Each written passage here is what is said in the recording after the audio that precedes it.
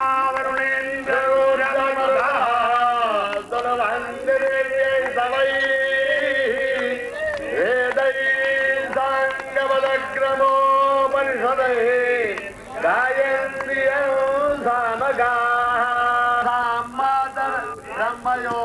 नमोस्तुते गायत्री दिव्य संदे सरस्वती अजरे अमरे देवी ब्रह्मयोनि नमोस्तुते। ओम ब्रह्मा पुरारी त्रिपुरांतकारी मानो सतिर्भो विसुतो बुधश्च विकरा भवन्तो मृत्युंजयो महादेवोऽत्राय मृगाद्रोसना। जय जय हे महिषासुरमर्दिनी रम्यकपर्दिनी शैलसुते रम्यकपर्दिनी शैलसुते। सुरलालना तथेयित स्थापिनियोत्तर नृत्यरते धिविकट धिक्कट विकट धीध्वनिते जातवेद उदासनं हिरण्यवर्णमबलं समृद्धं विश्वरूपं यथा चतुर्मुखो ब्रह्मा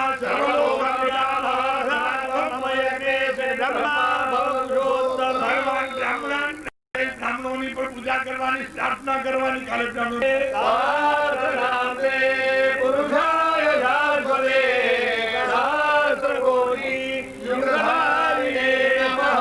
नमस्ते ब्रह्म रूपायो साधक गण भी यज्ञ में जो ब्राह्मणों की पूजा करेंगे व्यक्तिगत एक एक ब्राह्मणों को दक्षिणा देंगे बहुत राजी हो जाएंगे। हमें जो आचार्य को दे देंगे तो हम समर्पित करानी है और जो आपकी मनोकामनाएं हैं वो आप अपना संकल्प इस प्रकार से लेते हुए और स्वाहा के साथ ही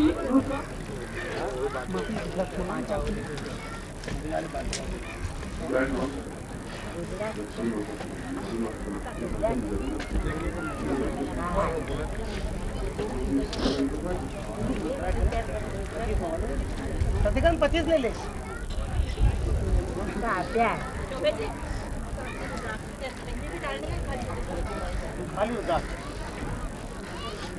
कल मैंने शाम की भोजन में आप लोग भोजन करने के बाद विश्राम चले गए होंगे, विश्राम बात नहीं होगी। मैंने कहा था कि श्रेष्ठ मंत्रों का उच्चारण और श्रेष्ठ मंत्रों के माध्यम से अपने कार्य की सिद्धि थोड़ी कठिन और दुष्कर होती है। पहले तो यज्ञ में भाग लेना ही दुष्कर है जब पुण्य उदय होते हैं, और उस बाद यज्ञ में भाग लेने के बाद पूर्ण चित्त मनोयोग पूर्वक भाग ले। कई बार आधे मन से हम भाग देते हैं, आधा मन तनाव में रहता है। जो जीवन के क्षण है उन क्षणों को जिंदा और जीवित रखने की क्रिया जो सीख देता है वही जीवन में पूर्णता प्राप्त कर सकता है। हमारे जीवन की बाधाएं अड़चनें कठिनाइयां समस्याएं हैं वे मंत्रों के माध्यम से और यज्ञ धूम के माध्यम से संपन्न होती ही है। और जो यज्ञ का धुआं आंखों को लगे और पूरे शरीर को पवित्र करे, इससे बड़ा सौभाग्य तो जीवन में कुछ होता ही नहीं। यदि मैं आप जितना सौभाग्यशाली होता तो मैं तो 8 घंटे तक यज्ञ धूम पर बैठा रहता और वो ज्यादा मेरे लिए श्रेष्ठ होता। मगर आप लोगों का भाग्य मुझसे ज्यादा श्रेष्ठ है और आप यज्ञ में भाग ले रहे हैं और मैं मंत्रों के द्वारा आपको आहुतियां प्रदान करवा रहा हूँ। कल जो मैंने बताया था कि आज 3 या 4 प्रयोग संपन्न करवाऊंगा। इसलिए प्रयोग संपन्न करवाऊंगा कि मैं आपको एक गुरु के नाते, आप मेरे शिष्य हैं, आत्मीय हैं और स्वजन हैं, इस नाते में आपको यह मंत्रों के माध्यम से विश्वास दिलाना चाहता हूं कि उसके द्वारा हमारे कार्य संपन्न होते ही हैं। यदि सही क्रियात्मक पक्ष से यज्ञ मंत्रों और सही सामग्री यज्ञ में प्रयुक्त की जाए, जिन देवताओं को जो वस्तु प्रिय हो वही उनको प्रदान की जाए, तभी जीवन में पूर्णता प्राप्त हो सकती है। लक्ष्मी को आहुति देने के लिए अलग आयुध है, अलग शब्द हैं और अलग क्रियाएं हैं। ठीक उसी प्रकार से रुद्र को आहुति देने के लिए ये अग्नि के माध्यम से रुद्राक्ष, और रुद्राक्ष का तात्पर्य है कि वह भगवान रुद्र का तीसरा नेत्र है, रुद्र अक्ष। और रुद्र का तात्पर्य है जीवन के सारी चिंताओं और परेशानियों को दूर करने वाले भगवान शिव। हमारे जीवन की जितनी बाधाएं हैं और हमारे जीवन में और प्रत्येक व्यक्ति के जीवन में बाधाएं हैं, अड़चने हैं, चाहे वे अलग अलग प्रकार की हों, चाहे किसी प्रकार की हों। उन बाधाओं को दूर करने की क्रिया और उसके बाद उस तीसरे नेत्र जागृत करके हमारे जीवन की प्रत्येक मनोकामना की पूर्ति कर सके, खास तौर से जीवन से संबंधित, जीवन की क्रियाओं से संबंधित, जीवन की चेतनाओं से संबंधित। इसलिए हम 3 बार ओम की ध्वनि का उच्चारण करके सही रूप में होता बन सकेंगे, आहुति देने वाले बन सकेंगे। जहाँ आपका आत्म शुद्ध होगा तभी आपका दिव्य शरीर बन सकेगा। जब आप दिव्य शरीर बन सकेगा तब आप आहुति प्रदान कर सकेंगे, अन्यथा तो केवल अग्नि में तिल जब डालना होगा। इसलिए मैं आपको पहले होता बनाने की क्रिया कर रहा हूँ कि आप सही रूप में होता बन सके, सही रूप में उस निर्माण के रूप में, चित्र के रूप में और देवताओं के प्रिय के रूप में आप भाग ले सके स्वच्छ चित्र के माध्यम से। और जहाँ धुआं अभी आपको आंखों को लगता है, शरीर को लगता है, तो यह तो आपके जीवन का सौभाग्य है। इसको यदि आप परेशान हो रहे हैं तो आपके चेहरे पर परेशानी को देख करके मुझे खुद को बड़ा आश्चर्य हो रहा है कि ऐसा तो खुशी होनी चाहिए। धुआं तो धुआं है, जो 21 की बाधा नहीं सहन कर पाओगे तो जीवन की बाधाओं को कैसे सहन कर पाओगे। और हम 3 बार प्रसन्न मन से आपके चेहरे पर थोड़ी प्रसन्नता मुझे दिखाई देनी चाहिए। और 3 बार ओम की ध्वनि का पूर्ण प्राणों के माध्यम से, प्राण का मतलब है जब तक आपकी सांस खींचे तब तक आप ओम की ध्वनि का उच्चारण करें, जिससे आपके प्राण जागृत हो सके। जब प्राण जागृत हो सकेंगे तो मैं मंत्र बोलूंगा, आपके प्राणों में समा सकेंगे। और जब प्राणों में समा सकेंगे तो प्राणों के द्वारा आहुति प्रदान कर सकेंगे। ये तीनों क्रियाएं एक साथ हैं। इसलिए मैं 3 बार ओम की ध्वनि का उच्चारण करूंगा और आप मेरे साथ पूर्ण क्षमता के साथ आहुति उच्चारण, मतलब ओम की ध्वनि का उच्चारण करेंगे। धीरे से और शर्म के साथ में, झिझक के साथ में ओम की ध्वनि का उच्चारण नहीं करना है। प्राण जब जागृत करने हैं तो प्राणों को खोलना पड़ेगा, क्योंकि यजुर्वेद के प्रारंभ में कहा है कि खेत वो जेत मान वाय देव होगा। यजुर्वेद का प्रारंभ ये कहा है कि यज्ञ के माध्यम से अगर सफलता प्राप्त करनी है तो प्राणों से आहुति देनी है, होठों से आहुति नहीं देनी है। और यदि ब्राह्मण है तो वह प्राणों से बोले, होता है तो प्राणों से आहुति दे। और इसीलिए मैं स्पष्ट क्रिया के माध्यम से आपको आहुति देने की क्रिया करवा रहा हूं। हरि ओम।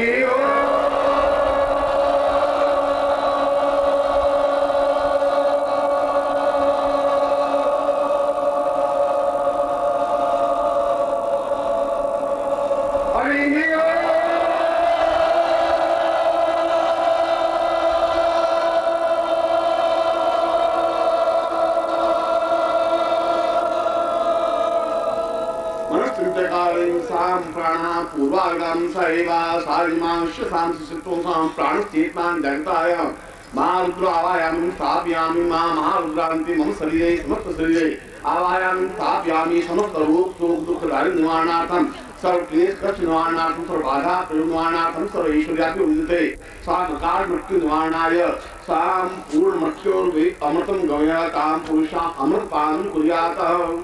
अब उसके बाद मैं अमृतीकरण कर रहा हूँ उस मंत्र के माध्यम से, जिस मंत्र के माध्यम से हवा के द्वारा हम अमृतीकरण पान करते हैं। क्योंकि यहाँ पर तो आपके साथ सामग्री है, मगर जो जंगल में और जो सन्यासी प्रयोग करते हैं उनके सामने न जल होता है, न जल पात्र होता है, न सामग्री होती है, मगर वे वायु के माध्यम से जब आप ऑक्सीजन ले सकते हैं तो वायु के माध्यम से आप अमृतीकरण भी कर सकते हैं अपने प्राणों में। जो प्राण जागृत है उसमें अमृतीकरण हो सके। गुरु कृपा मूकं करोति वाचालं पंगुरं यत्कृपात्मं वन्दे परमानन्दमाधुरं।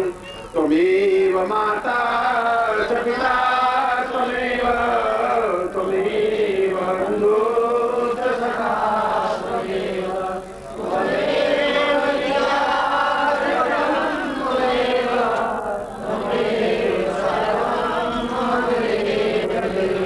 त्वमेव माता च पिता त्वमेव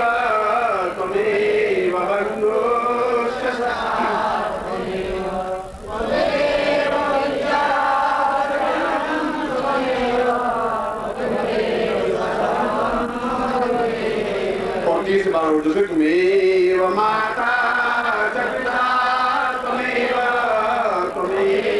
बंधु सखा त्वमेव त्वमेव विद्या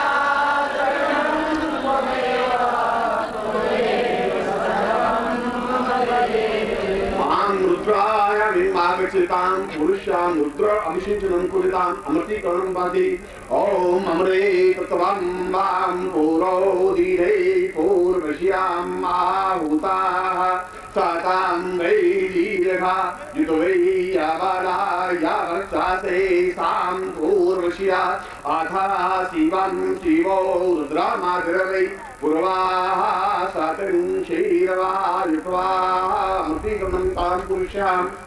और आपको इस बात का आश्चर्य होगा कि अमृतीकरण क्रिया और केवल यही एक ऐसा मंत्र है जो चारों वेदों में है, ऋग्वेद में भी, यजुर्वेद में भी, सामवेद में भी, अथर्ववेद में भी। इसलिए मैं आज चारों वेदों के मंत्रों के माध्यम से अमृतीकरण करवाऊंगा। यह तो यजुर्वेद का मंत्र है जिसके माध्यम से अमृतीकरण, वायु के माध्यम से हमें अमृतीकरण प्राप्त हो सके और हमारे जीवन के सारे रोग समाप्त हो सके। और अपने ऋग्वेद के उस मंत्र के माध्यम से जो अमृतीकरण मंत्र है उसका मैं उच्चारण कर रहा हूँ और आप ऐसा एहसास करें कि जैसे वायु के माध्यम से आपको अपने शरीर में अमृतीकरण प्राप्त हो रहा है, अमृत सिंचन हो रहा है। ओम भगवा प्रियो सां वै श्रिया परिवां पूर्वा यत वै यावलां स्वाहा श्रियै पूर्वतो मां रातम् अमृतोद्वायुप्रायां गिरहो धीरवा याताम्यां। और अब मैं सामवेद से पहले अथर्ववेद मंत्र के माध्यम से आपके शरीर को पूर्ण चैतन्य और जागृत कर रहा हूँ, जिससे कि आपके शरीर के सारे रोम केवल नाक के द्वारा नहीं, सारे रोम के द्वारा उस अमृत को प्राप्त कर सकें। इसलिए आप रोग रहित होकर के यज्ञ में भाग ले सकें। ये मेरा तात्पर्य ये है कि भगवान शिव की पूजन अर्चन कर रहे हैं और फिर रोग रहे और रोग समाप्त नहीं हो तो फिर मंत्रों का कोई प्रयोजन नहीं, फिर ब्राह्मण का और यज्ञ कराने वाले का कोई प्रयोजन नहीं। इसलिए मैं उस अथर्ववेद के मंत्र के माध्यम से उस अमृतीकरण को आपके रोम कूपों के माध्यम से अमृत संदेश करवा रहा हूँ। ओम साता सहस्रियै सां पूर्वौ सातां पूर्वधमाभियां वाता प्रियां क्रियमाण त्वाम् अमृतोर्वा सातां साहि शरीरवारित्वां यां वातौर्वां सती। आप देखा होगा तीनों वेदों के मंत्रों के उच्चारण की ध्वनि अलग अलग है और अपने सामवेद जो गायन मंत्र है जो कि इसका श्रेष्ठतम प्रयोग है उसके माध्यम से मैं पहले भगवान शिव को आपके सामने उपस्थित करता हुआ उनके आशीर्वाद युक्त अमृतीकरण क्रिया करवा रहा हूँ। क्यों भगवान शिव का और भगवान रुद्र का परम प्रिय सामवेद है जिसके माध्यम से उन्होंने नटराज की उपाधि प्राप्त की थी, जिसके माध्यम से उन्होंने नृत्य के माध्यम से शब्दों की उत्पत्ति हुई। अगर पाणिनि का सिद्धांत को उनकी पढ़े तो 14 सूत्र उनके उस तांडव नृत्य के माध्यम से, शब्दों के माध्यम से वे शब्दों की उत्पत्ति हुई और उन्हीं शब्दों के माध्यम से सामवेद की रचना हुई। उन सामवेद के मंत्रों के माध्यम से मैं अमृतीकरण क्रिया करवा रहा हूँ। आपका सारा शरीर जागृत हो सके तो सर्वदृष्टि से ओम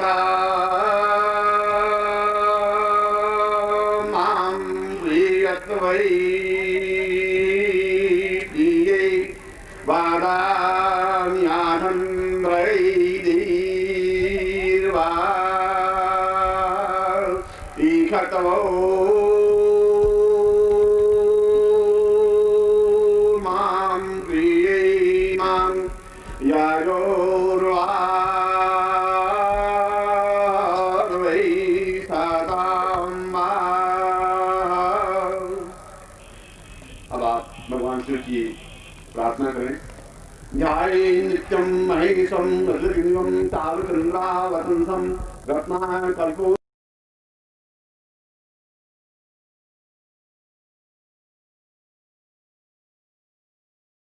करके आहुति समर्पित करते हैं।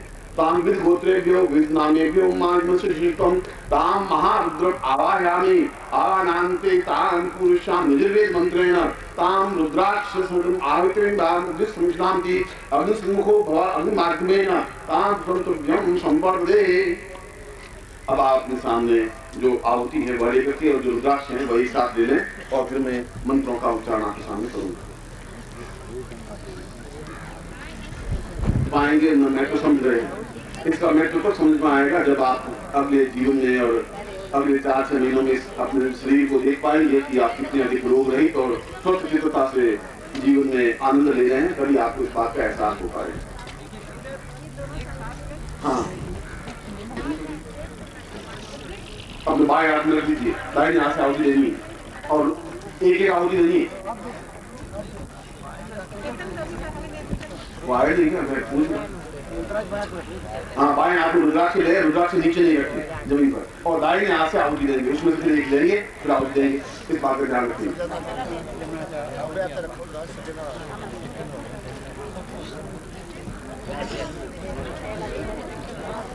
और आप आवाज नहीं करेंगे। और ये मंत्र आपके घर में नित्य बजने चाहिए। यदि आपके घर में थोड़ा भी वातावरण शुद्ध बनाना है, थोड़ा भी बालकों में संस्कार डालने हैं, तो अब तो विज्ञान इतना आगे बढ़ गया है कि मैं अगर मंत्र उच्चारण करूं तो उन मंत्रों को आप अपने घर में नित्य स्थापित कर सकते हैं, नित्य प्रातः इसका उच्चारण सुन सकते हैं और सुनना भी अपने आप में एक अत्यंत श्रेष्ठतम क्रिया है। इसलिए मैं उन मंत्रों के माध्यम से जो रुद्र उपनिषद में आए हुए हैं, उन रुद्रोपनिषद के उन मंत्रों के माध्यम से पहले एक रुद्राक्ष का आहुति दिलवा रहा हूँ। शरीर समस्त रोग, क्योंकि 5 प्रकार के रोग होते हैं।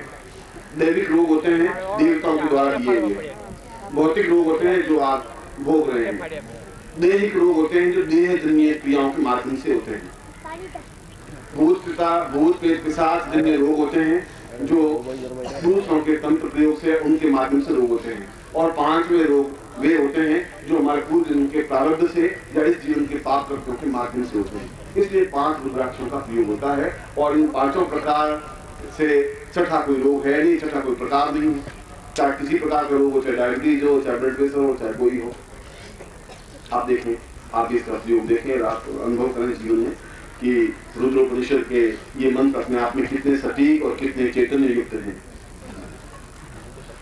पहला रुद्राक्ष हाथ में ले, दाहिने हाथ में, और सीधे बैठे बिल्कुल स्पष्ट। ओम परम तत्वाय नारायणाय गुरुभ्यो नमः।